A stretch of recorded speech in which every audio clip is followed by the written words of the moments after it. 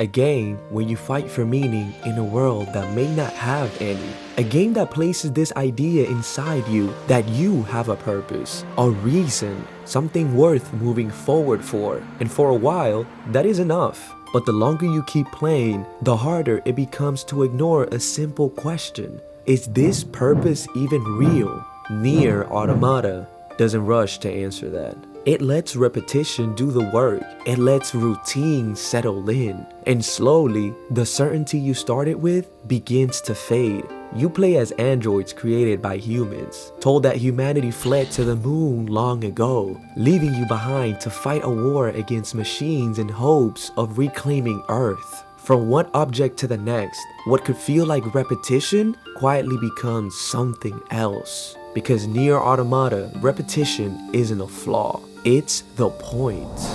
The game opens up with one of the most striking lines a video game has ever started with. Everything that lives is designed to end. We are perpetually trapped in a never-ending spiral of life and death. Is this a curse? Or some kind of punishment? I often think about the God who blessed us with this cryptic puzzle, and wonder if we'll ever have the chance to kill him. From the very beginning, the game tells you exactly what it wants to be about. You play as 2B, a stoic android soldier created to fight machine life forms on behalf of humanity. Her role is clear and the mission is very simple. Kill the machines on Earth, reclaim the planet, and one day, bring peace back to humanity. Very simple and linear, and at first, it works. The game gives you a purpose, and you don't need to question it. But the game doesn't end there. After the first completion, the game asks you to continue, not with a new story, but with the same one, but this time from a different perspective. And that's where something changes. The second ending doesn't feel like closure, it feels like friction. You start asking questions you didn't need to ask before. Was there even a real purpose? Why does this feel familiar? And why am I still playing, even when it feels repetitive? And yet, you keep going. Because in these repeated moments, the game starts giving you something new. Not answers, but perspective. This second playthrough, you follow as NieR, a scanner android designed to observe, analyze, and question. And unlike 2B, his role gives him access to information that was previously hidden. Enemy data, archived records, machine thoughts. And through that access, the story quietly begins to unravel. You learn that the androids are controlled by an organization called YORA, a military force built to maintain the war effort and preserve belief. They give their soldiers a purpose: fight, endure, and one day return Earth to humanity.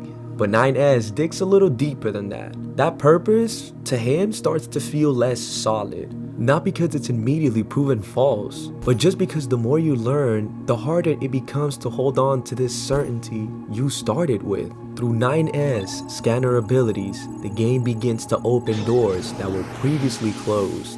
He can hack into machine networks and access your servers, and in doing so, he starts uncovering information that wasn't even meant to be seen. Records reveal that the machine life forms are built around cores taken from other machines, and then comes the unsettling realization that your androids are built from those same cores.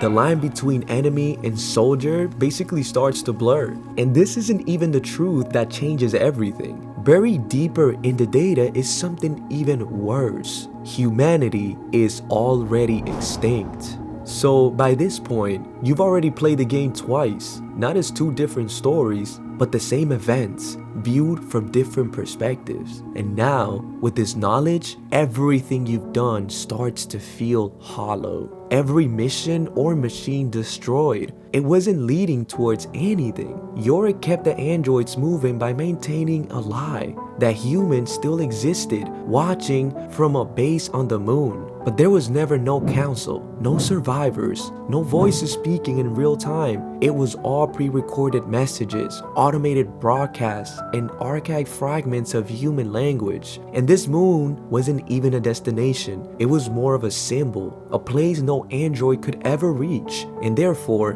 never questioned. And yet, the game doesn't stop. you're giving the option to continue. And logically, there's no reason to. The purpose you were fighting for is gone, but you go on anyway. Maybe because you're hoping there's something you missed, or maybe because there has to be a reason. And so the repetition becomes routine. You continue searching for a meaning in a world that no longer offers it. And it's in that final continuation, the last playthrough, that we're going to talk about, where NieR Automata stops explaining and asks you to decide. This third playthrough shifts perspective once again. This time, you play as A2, a prototype you're an android who abandoned command after a failed mission. She was the model for later units like 2B, and unlike them, she no longer believes in the system that gave her a purpose. And by this point, the story stops asking you to follow orders and starts asking you to feel consequences. Empathy becomes unavoidable. During this route, 9S becomes an enemy,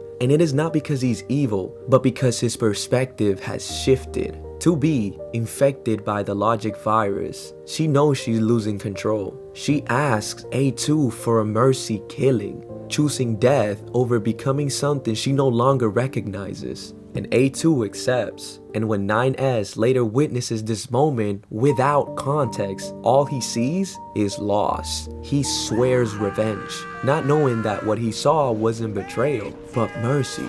And this is where the game begins to ask its hardest questions. Earlier, you met Pascal, a pacifist machine who believed coexistence was possible, and in the beginning, he felt like an exception to all of the other machines. But in this final route, that illusion disappears. You see that machines aren't just imitating humanity, they are struggling to understand it. They build communities, learn fear, search for a purpose. When their leader transfers his consciousness into a childlike body, they wait for decades, believing growth will come with time. And it never does, obviously. And when a virus is introduced into their village, turning machines against one another, fear takes over. Pascal manages to save the children machines. He hides them. He believes they're safe. But when he returns, he finds them gone, having taken their own lives out of terror of what might happen to them.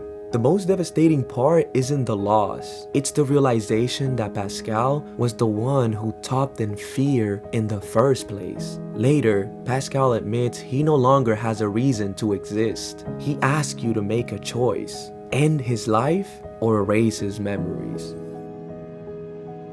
Initiating hacking to cut off memory circuits. I cannot live with this heartbreak inside me. And once again, the game refuses to tell you what the right answer is. Because by now, this game isn't even asking you to save anyone. It's literally just asking you to keep going, even when this meaning hurts. When the game finally reaches its true end, the credits begin to roll. But instead of closing, the game asks you to keep playing, and you ask yourself, how? You're placed into a small, simple challenge, shooting down the names on the screen while dodging endless attacks. And very quickly, it becomes clear that you're not going to win. There are just too many obstacles. It's literally everywhere. And when you inevitably fail, the game asks if you want to continue. Sometimes it's gently, but sometimes it's almost mockingly. It tells you that your actions are meaningless, sometimes telling you that you should just give up. But if you don't, something changes. Messages begin to appear, not from the characters nor the game, but from real people, other players, strangers who have been here before, encouraging you to keep going. And then the game reveals the truth. The only way to succeed is through help. The players who came before you chose to delete their own data so that someone else could move forward. Their sacrifice becomes your strength. And when you finally succeed, the game offers you the same choice. You can help someone you will never meet, but only if you're willing to give everything back. Your progress, your data, most importantly, your time.